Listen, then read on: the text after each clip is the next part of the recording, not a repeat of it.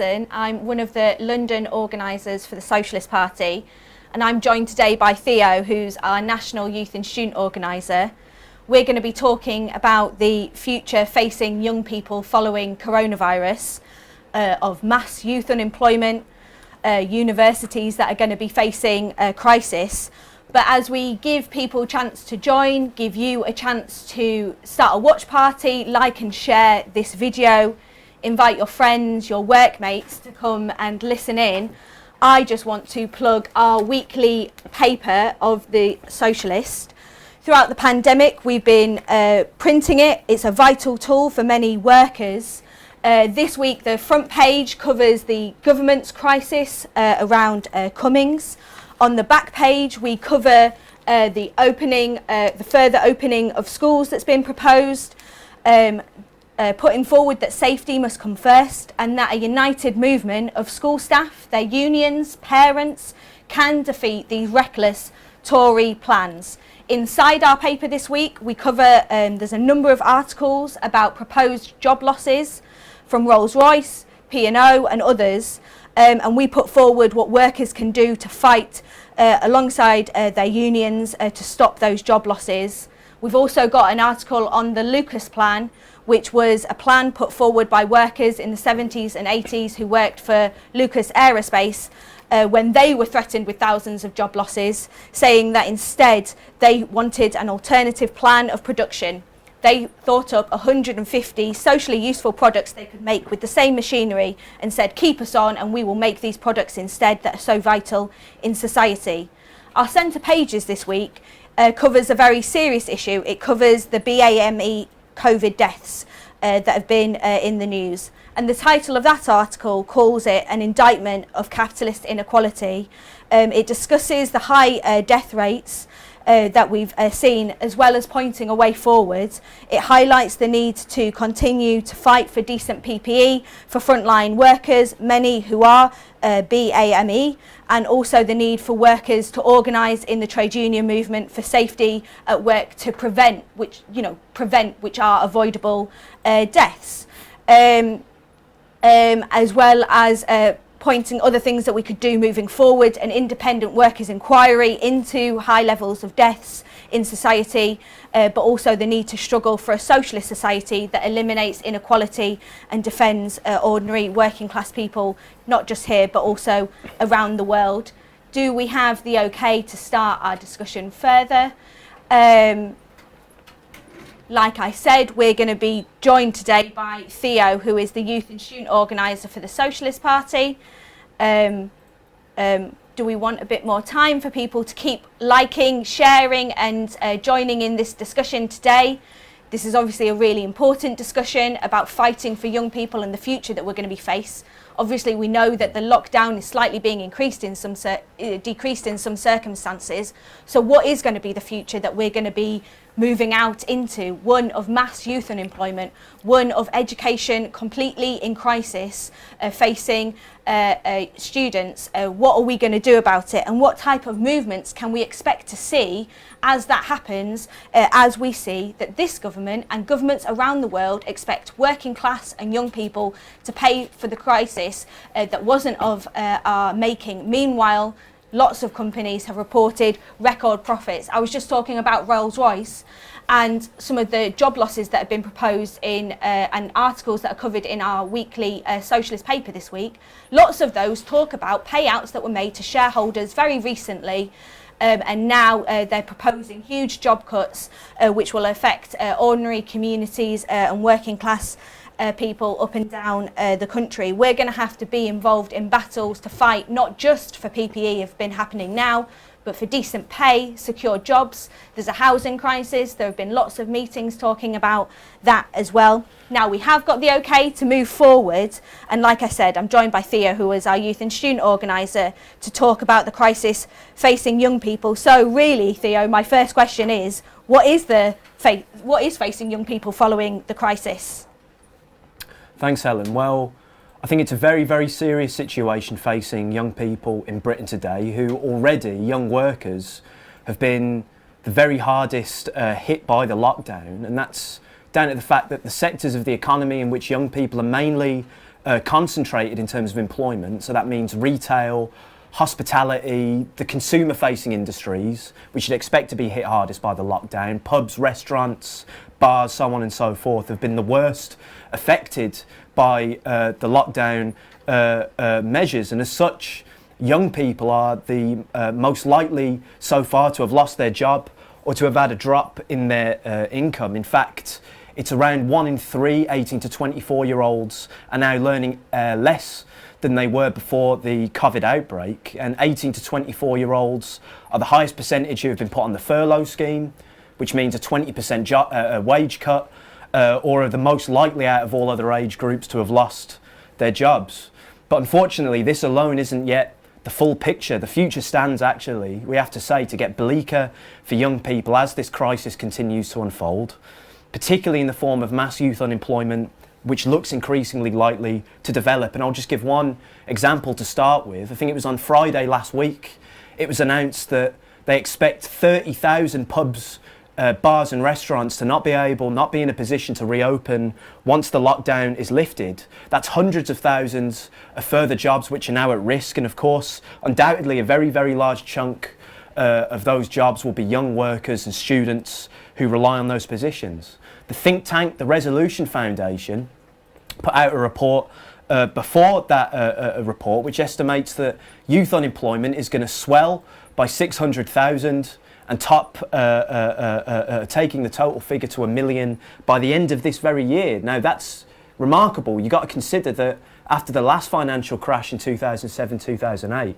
it took 4 years to 2012 for youth unemployment to hit the 1 million figure, whereas this time analysts and experts think it'll only be a matter of months until 1 million young people are on the dole, on the unemployment scrap heap. So hundreds of thousands of more young people additionally could very quickly find themselves in financial hardship, without jobs, unable to pay the rent or unable to pay their bills. But furthermore, there's an increasing calls and concerns from, again, the analysts about what they call the scarring effect on young people's futures, the scarring effect on their future prospects, including the ability of young people to get a job in the future. Again, the Resolution Foundation has published a report which predicts that in 3 years' time, unemployment rates for mid to low skilled workers entering the workforce now, so young workers entering the workforce now, their unemployment rates will fall by 27 and 37% respectively in 3 years,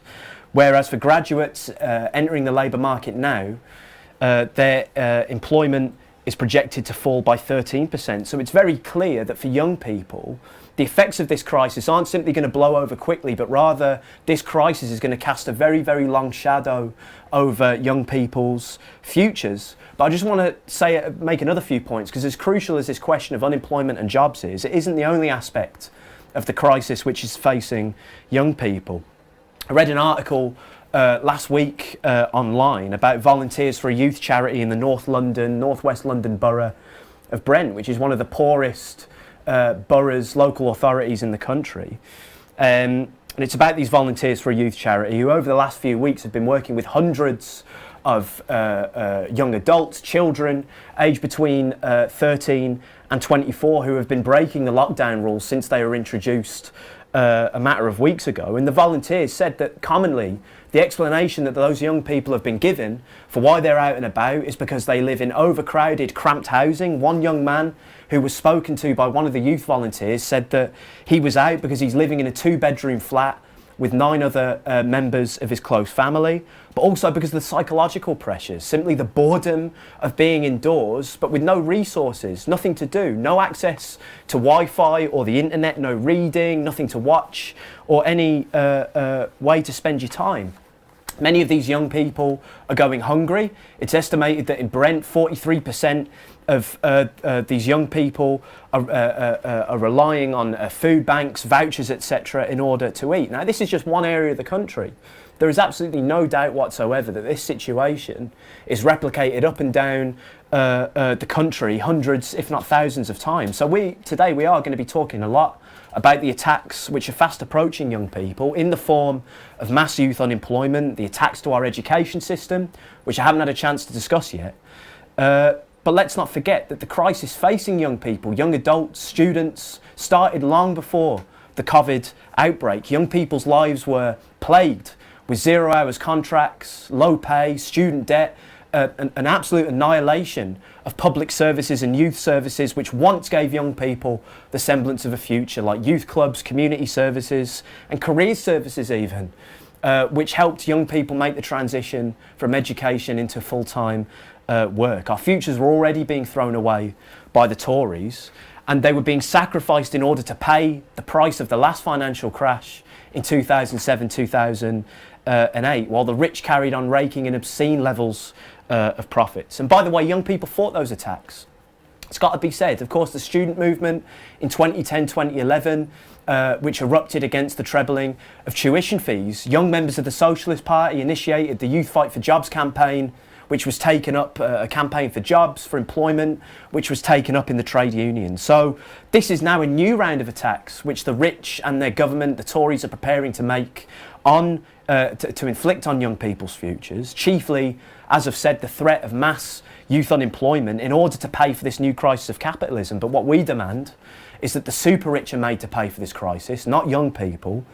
But what's going to decide who pays for this crisis? Either the working class, the majority of working class and young people on the one side, or the minority of the rich and the big business on the other. What decides that depends on the building of a mass movement of working class and young people to resist tooth and nail the attacks of the bosses and their Tory government.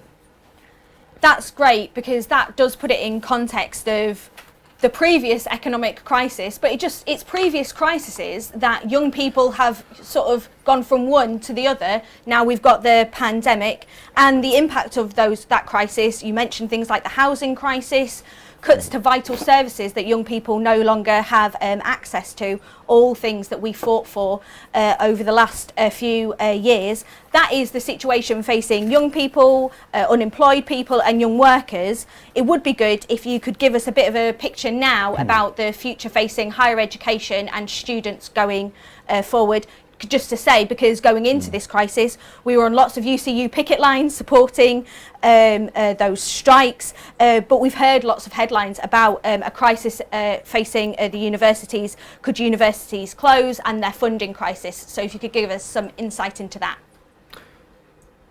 Yeah, no, definitely. Well, the university sector in Britain faces really a level of crisis that we've never witnessed before, that we've never encountered. An estimated £2.5 billion has been wiped entirely from the budgets of universities across the country. Now, that's mainly down to the fact that there's been a slowdown, understandably, of international overseas students applying to British universities because of the coronavirus crisis. And just in case our viewers don't know, but international students actually pay from outside the EU actually pay 2 to 3 times the level of tuition fees than the domestic rate of £9,250 a year. And it's estimated that around 120,000 fewer international students will be attending British universities this year. So this is a huge financial black hole that the universities face, and the UCU, which you just referenced, Helen, the trade union that organises workers on the campuses, teaching staff and other staff on the campuses, estimates that without extra funding from the government this year, around 30,000 jobs at least are at risk from being cut in higher education. And that's a phenomenal amount of jobs. That translates roughly to 250 jobs per university, which in any circumstance is an appalling amount of jobs which are on the line, but especially for campuses which already are on a shoestring, quite frankly, in terms of teaching resources. Campuses have experienced already deep cuts to student support services, teaching, etc. over the years. Now, many universities, in response to this crisis, have already made the announcement this year that they'll be switching to online-only courses at least until September for the first term, but possibly even right through till next summer for the next year as well. And despite this, universities and university managements have announced they're still going to be charging full tuition fees, which, in my opinion, I think that alone could provoke a huge backlash of anger from students. But since universities announced that online teaching, the moves towards online teaching, a further 20% of British students have now said that they're considering deferring until next year, and that potentially means a further 120,000 students not attending university. So it just compounds the situation in terms of the funding crisis which unis are facing. So this crisis represents a huge threat to the quality of education that young people receive, to the jobs of workers on campus. But like you said, Helen, again, this isn't a crisis that fell out of the sky, so to speak, with coronavirus, but it's the direct result of the policies of the Tories' efforts over the last decade to push further and further the policies of marketisation in the higher education sector. And the result of those policies being that universities nowadays are run more like businesses than they are run for the genuine education, for the betterment of society as a whole. And from the Tories' point of view, the crowning achievement of their attempts to push the policies of marketisation was when they trebled tuition fees back in 2010, and importantly, accompanying that trebling meant that government funding to universities was drastically cut, meaning that universities essentially are reliant on tuition fees for their very existence. So we've got to say, frankly, that this is the fault of the Tory policies of marketisation. And while students, because of those policies, have faced spiralling student debt, but also overcrowding of their universities, of their libraries, of their lecture theatres, and campus staff have faced cuts, job cuts, outsourcing, so on and so forth, a small handful at the very, very top of the pile in the universities, the vice-chancellors, unaccountable management, have seen their pay packets skyrocket. I was reading yesterday that now, in 2020, the average salary of a Vice-Chancellor is £350,000 a year. Some of them are on more than £500,000 a year. I mean, it boggles the mind, the levels of money that these Vice-Chancellors and management earn. And again, like you said, Helen, this wasn't, it was fought.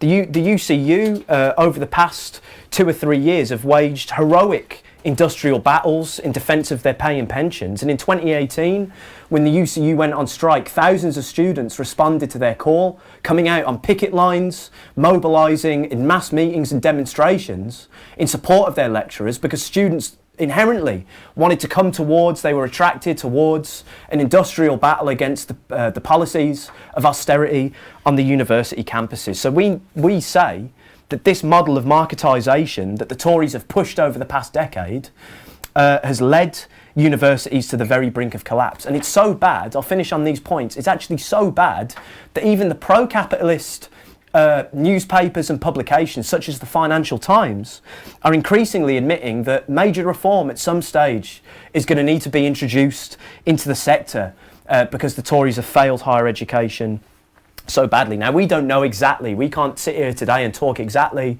about what those reforms will look like, but even if the government do step in to reform the sector, it would be, frankly, it would be wishful thinking, to say the least, given their previous track record, to think that the Tories are going to go in to the higher education sector and reform it in our interests. I think whatever the Tories do, and whatever they decide to do, because they're undecided at the moment, in terms of reforms to universities, young people and students will have to fight tooth and nail for our interests. So there are huge attacks inherent in the situation on students and workers, and what we say, plainly, is that tuition fees should be immediately scrapped, all outstanding student debt of graduates should be written off and cancelled, and that student loans should be replaced with genuine student living grants, open and available to all students. Outsourcing, cuts, privatisation, marketisation on every single campus should be ended and reversed immediately. And frankly, higher education should be taken into public ownership, which means publicly funded, publicly owned, democratically run by campus staff and students, not run by unaccountable vice-chancellors and management who have landed us in this mess and overseen this crisis and allowed it to develop. Yeah, so once again, it sounds like the coronavirus crisis and the economic crisis that's going to follow it are not standalone. there was a previous economic crisis and then a decade of austerity policies, marketisation, as you said, of education, which have affected the situation that we're in now. You mentioned £9,000 tuition fees. We should remember that whilst the Tories trebled tuition fees, it was Blair who introduced them, and we said at that time it would be a slippery slope if you introduced tuition fees, you know, which were much lower than £9,000. It would be a slippery slope and they would be kept being increased. And it hasn't solved the funding of the university sector. So to sort of just move on from that, if these policies have resulted in a weak and vulnerable education system, mass youth unemployment for young people, which is going to get much, much worse, why should we have faith in the same politicians now moving forward? Are they really going to be responsible for education policies that can expand and make education accessible? These are the people who are responsible for austerity measures that have attacked young people's access to services. Can we trust them to create decent, paid, safe, secure jobs, affordable housing and things like that? Can the Tories really offer us that going forward? Well, that's a good question, Helen. And in short, no, we can't trust them. We can't expect them to provide all of those things. And the Tories are themselves searching for the potential solutions to the crisis at this stage. Now, not because they all of a sudden care about young people. Their priority always is making sure to do what's best for big business. But the reason they're looking for the solutions is because they are acutely aware that what they risk is a massive explosion of anger of young people, the very real potential danger for the development of organised mass movements of young people, demanding that they are not made to pay for this crisis. But the issue is that the solutions that the Tories are able to offer young people are extremely limited, thanks to the weaknesses of British capitalism and the capitalist class whose interests the Tories exist to protect. Now, just to focus back in on this question, as you've put it, Helen, on employment and jobs, there's been growing calls in the press, because of this awareness of the potential explosion of anger from young people, to provide young people with access to training and apprenticeships as part of a plan to guarantee young people jobs in this new era of economic crisis. Now, by the way, we in the Socialist Party support and fight for the demand that every young person should have the right to a job on trade union rates of pay, with secure and stable hours and with free training schemes available for skilled work. But the big question that in the press and the Tories, what they all leave unanswered is, on what basis is it actually possible to win such a programme? And more specifically, how can British capitalism, which has just been plunged off the edge, over the cliff edge, into an unprecedented downturn, how can that kind of system deliver jobs for young people, let alone jobs and training on decent rates of pay and conditions?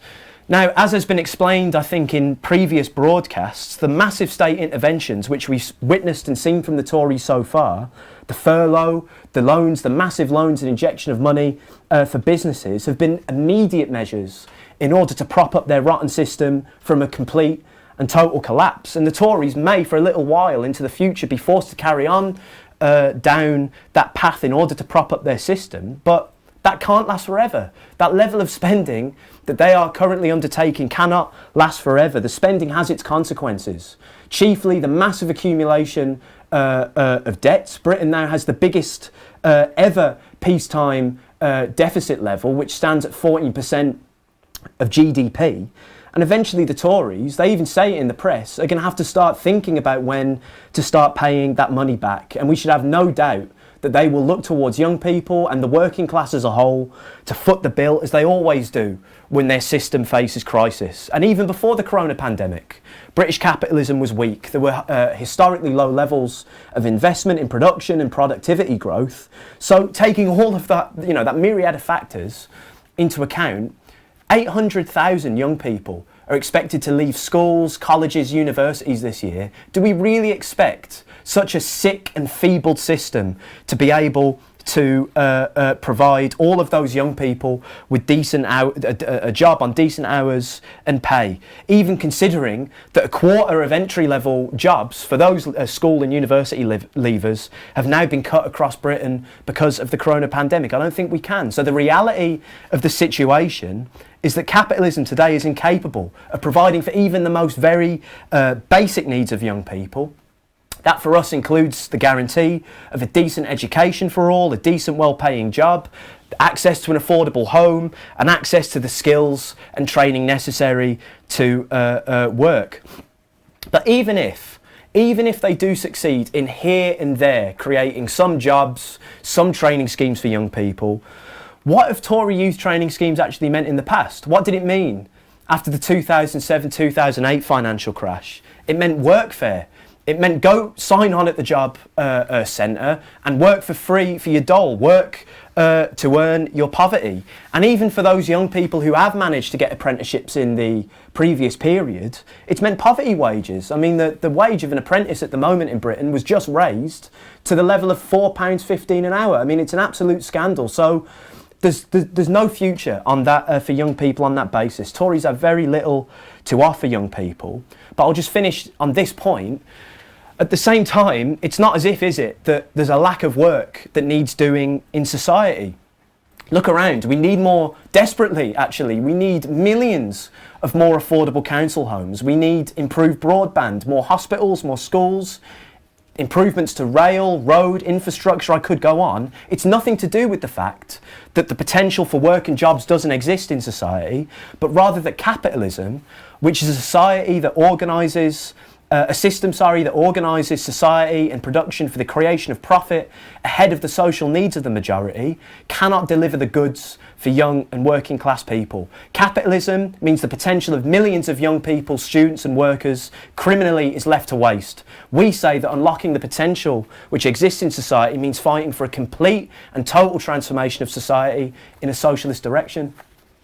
So it's clear that coming out of the crisis, coming out of the lockdown, working class and young people are going to face future battles against unemployment, against mass youth unemployment, for decent housing, against evictions, for an education system that's accessible for people.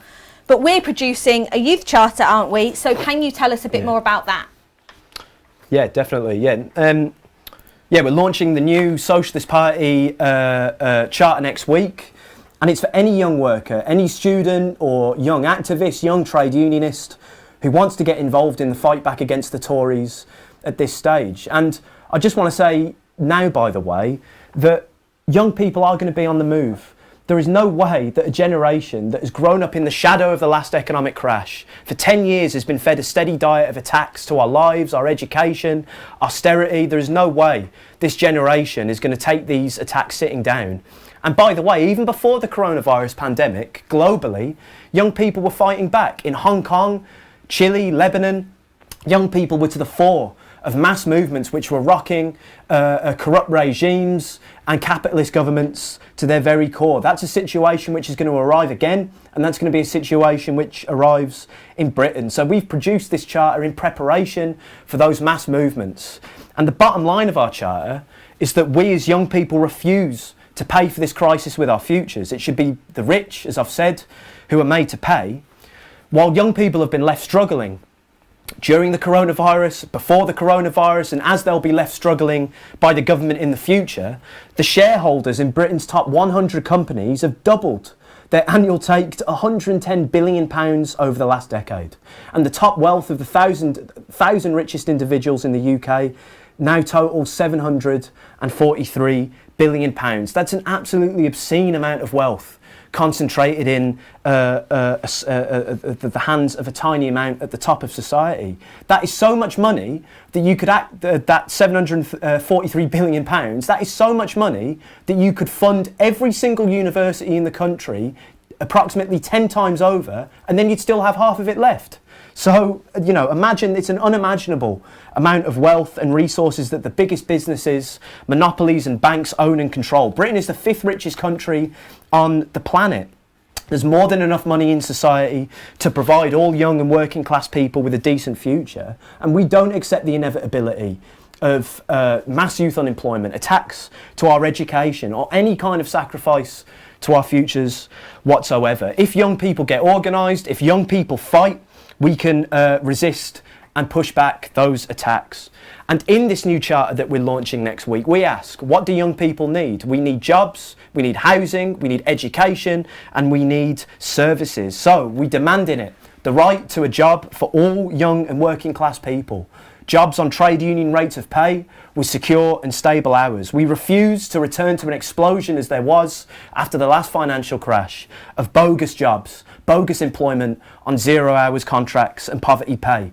We demand that every young person is given access to training and apprenticeship schemes, not on poverty wages, but on a living wage, with a decent job guaranteed at the end of that training. Schemes which should be run, by the way, under the democratic control of workers and young people. We demand the scrapping of youth rates, the scandal of youth rates, where young people are paid less for doing the same amount of work. All workers, we say, regardless of what age you are, if you're in work, should be paid £12 an hour as a step towards a real living wage of £15 an hour. We demand access for all working class and young people to free, well-funded, decent cradle to the grave education, the right to affordable housing for all, for a mass programme of council house regeneration and construction with trade union oversight of the workplace safety and conditions. We demand all of that and more. People will be able to read our charter online next week.